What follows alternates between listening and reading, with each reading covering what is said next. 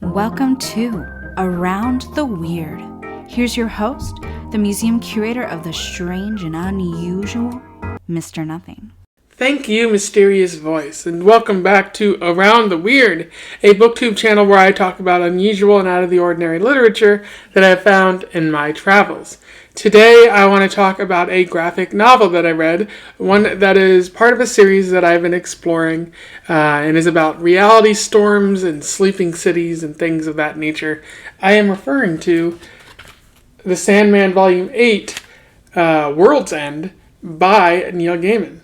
By Neil Gaiman, illustrated by Brian Talbot, Alex Stevens, John Watkiss, Michael Zulli, Michael Allreed, Shay Anton Pensa, and Gary Amaro, introduced by Stephen King and prefaced by his son, Joe Hill. That is a lot of artists, as you may realize, which I think actually helps the Sandman series. It has more artists than I think I found on any other comic book or graphic novel, in that each specific installment in the volume is illustrated by somebody different, and so you end up with different drawings of death, of dream, of destiny, of the endless, and I think that's beautiful. It makes them morphing characters with no constant appearance, rather than fixed definitions or fixed ideas. And that's what it is. Like dreams are an idea. They're not really something you can hold on to or something like that, something solid. So that's what I like about the Sandman series. And I also like the cover art here. You see Destiny with his chains opening a book in front of a inn, and that's to signify that this is a collection of stories, rather than about a specific story.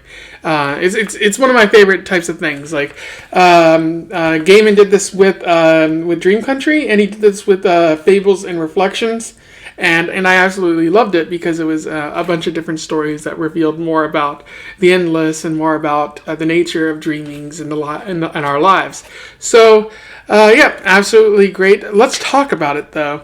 I'll do a little summary, a little analysis, and we will move on from there. So World's End begins with two characters who are kind of the center focus of the story, where everything is built around. They're Brent and Charlotte. They're driving to Chicago on a business trip. They've agreed to trade off and on, but Brent hasn't woken up Charlotte for her turn. He's just going to let her sleep for the time being. When it starts snowing, which is odd because it's the middle of June, so that's not a time for snow. A creature runs onto the road and Brent crashes his car, and he wakes up Charlotte and informs her that they've crashed, and he carries her off to a distant area with lights, and it turns out to be a tavern inn of some sorts. And they go inside and discover that the snow and everything, that's from a reality storm that's been affecting the entire reality of everything, the cosmological reality or something like that. And everyone has to stay at the end for those who've been stuck in the cosmic reality storm, at least until it passes. The other patrons of this inn are from different realities, are from different time periods, and they don't seem to be weirded out by the fact that this is the case. Especially Brent and Charlotte, who just kind of accept it and go along. These patrons start telling their own stories to pass the time, and wait it out until the reality storm ends. So one of the stories is about a man named Robert and how he lived in a city for quite some time, and he never really paid attention to the city or the people around it. And one day he boards the subway to go to work or something like that, and he discovers that he's the only other passenger, along with a man clad in black who I recognize, and I'm sure you'll recognize, as Dream. And he just winks at Robert and then sort of leaves. And then Robert discovers that the city is kind of empty. He runs into another person who tells him that he's in the waking of the city, sort of the city's dreamscape, and that all cities are capable of dreaming. And ultimately, we should all fear for when the cities finally decide to wake up. And so Robert explores the city, finally seeing it, even though he's been living in there for years. And he travels around the world also living in fear for when cities finally decide to wake up from their slumber. Another story is told by Jim the sailor, who embarks on a sea voyage, learning about how to be a sailor and how to explore the world. Jim talks about sailing with the other people and how the sea has many mysteries, and we don't know a lot about the ocean, which is especially weird because the Earth is more ocean than it is land. And at that point in the story, Jim and the other sailors see a giant sea serpent come out of the water. They managed to get away from it, but they saw it, and Jim wants to tell other people, but the captain tells them that no one's really going to believe them about the sea serpent. Jim, at this point in the story, reveals that she is actually a woman in disguise, and she's wanted to go on an adventure and had to disguise herself because more often than not, sailors are only allowed to be men, or men are only allowed to be sailors. So she had to disguise herself, and she says she's going to continue on with her adventure and hopefully discover more secrets like sea serpents in the water. And then there's another story about Prez Rickard, which is told to Brent by an older Asian man who says that he is a follower of Prez Rickard. Prez comes from a different reality, one where the youth were given the opportunity to partake in the Senate, which is typically relegated to older individuals, and then they quickly voted to allow anyone who was over the age of 18 to be president, rather than having to wait until that person is 35. And so this is a reality where the Democrats and senators, or the Democrats and Republicans, regularly put forward candidates who are 18 years of older, like high school basketball players and stuff like that. And so Prez is kind of destined to be a president in the story. That's why he's called Prez by his family. And he wants to contribute to his community, and he's seen as a force for good. And one day he's approached by Boss Smiley, who is just a smiling face on a body, and he's described as a prince of this world. He offers to make Prez president if he just agrees to be Smiley's servant and put forward his agenda. Prez goes against this and says no thanks, and later he becomes president anyways because he's a competent, good person, and it's described that he's a force for good in the domestic community, but also international, bringing peace to Israel of all places. And later, Boss Smiley approaches him again and tells him that he'll let him have a second term if he agrees to serve him. Once again, Prez says no thanks, and he's given a second term anyways because he was so competent as president. Prez then goes about his life, and the people of America clamor for him to come back, but he says that his time is up, and it's up for the next generation to do their thing. He sort of becomes a mythological figure as he travels throughout America, and then he kind of disappears, and later on he dies. And when he goes to heaven, that version of heaven, he encounters the deity in charge, which is Boss Smiley again.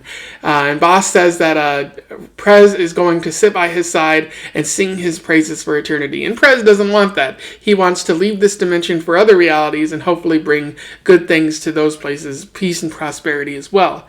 Boss Smiley is against this, but Dream shows up again and says, hey, I'm going to take him with me to these other dimensions, and you're going to accept it. And Boss Smiley can't do anything about it. And so Prez leaves, and the Asian man once again says that he's hoping Prez makes his way to his reality in order to make things better and help improve that dimension and create a better world. There's also a story about Petrifax and Klaproth, two individuals from a dimension that appears to be made up entirely of morticians, and they learn about death and what comes after the end, and they share their own stories about that sort of thing.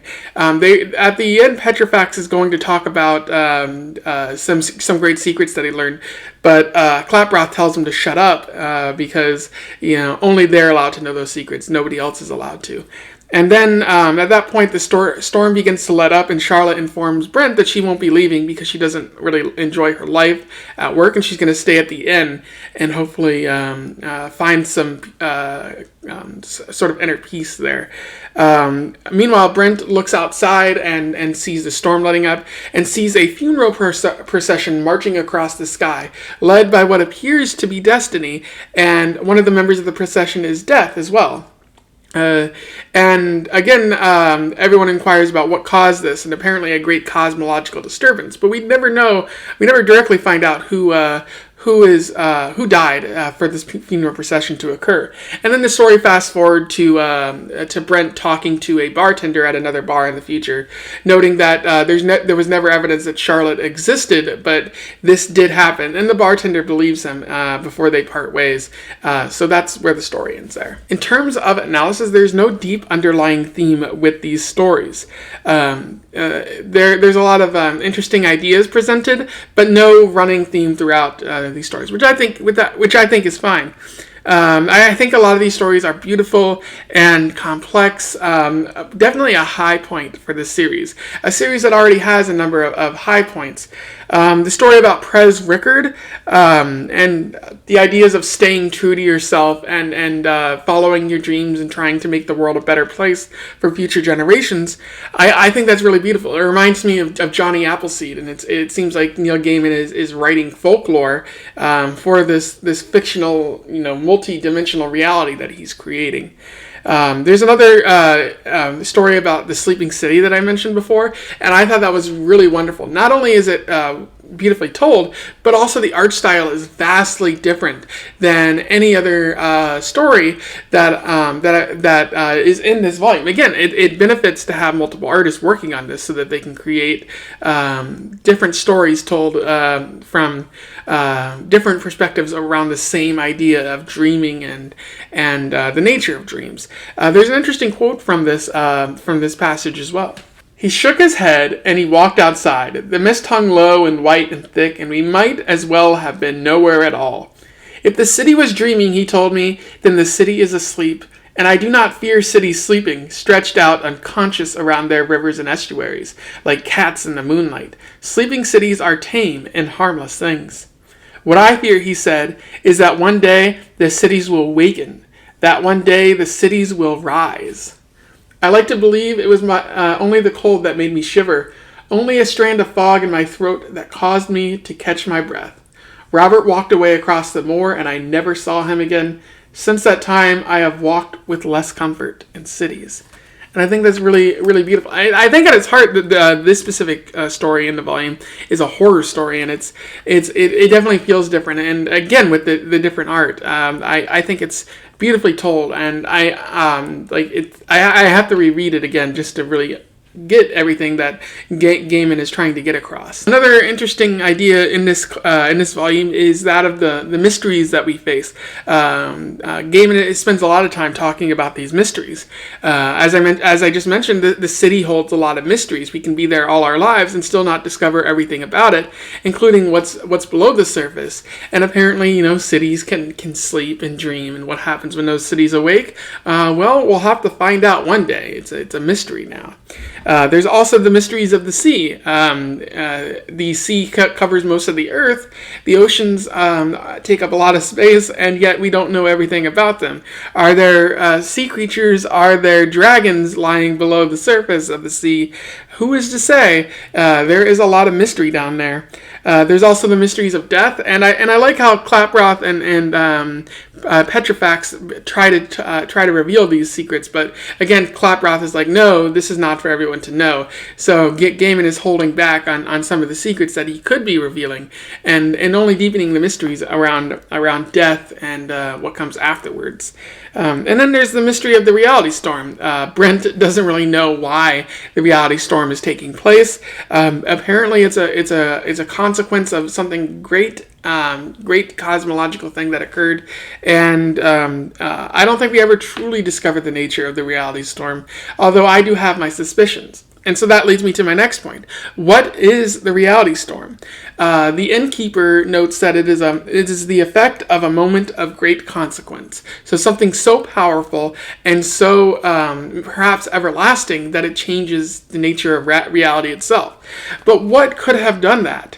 I think there's a clue in what happens when the reality storm stops, particularly the sky funeral that Brent sees, where you have a procession marching across the sky of large looming figures, including Destiny and Death, who you may recognize as two of the Endless. So it's possible that Dream died, that maybe this story takes place in the future, and this is a dream, or this is Dream's funeral.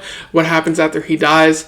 It certainly would be interesting for this volume to take place in the future at that point in time, so, a standalone kind of thing, and showing what happens at the very end of Dream's life. But I think the cosmological event that happened was actually talked about in the previous volume. If you recall, I talked about in Brief Lives how Dream had a son named Orpheus, and Dream was also looking for his other brother, Destruction. And so in exchange for telling Dream where Destruction was, Orpheus requested that Dream kill him. Now, given that Orpheus was a godlike figure, it's possible that killing Orpheus led to this reality storm, and the funeral was held after Orpheus died. I think that's what it's leading to, but we never really see any confirmation of that. So it's interesting that this reality storm happens and that Gaiman never really tells us why it's happening, but it's told from the perspective of two other characters. If I had to highlight one issue with this story, is that there are too many stories within stories within stories. Petrifax and Klaproth in particular tell a story that involves characters sitting around a campfire telling stories themselves. It's getting a little too meta and too deep there, and it's just like none of these stories seem to have any consequences if they're being told through multiple different perspectives. And is anything really happening in that case? Given these stories are very beautiful, so it's hard to notice that when Gaiman's writing is so good. But still, it happens, and I wish Gaiman wouldn't rely on that so much. So those are my thoughts on World's End, the 8th volume of the Sandman series. A really strong edition of the series. I think it stands alone, and you could probably seek this out on its own and have a good time reading it. I definitely recommend this volume, even if you haven't read the other volumes in the series. But I still think you should read the series as a whole because it's really good. And although there are low points, there's definitely high points like this. Definitely going to seek out the next 4 volumes as I explore more books in the future. If you read this before and you want to comment on it, or you simply want to say something about my review, comment below. I would love to hear from you. Let's have a discussion about this. Otherwise, don't forget to like, share, and subscribe so that more people can find out about the Sandman series if they do not already know. And in the meantime, I wish you the best of luck in your weird and dreamy travels. Farewell.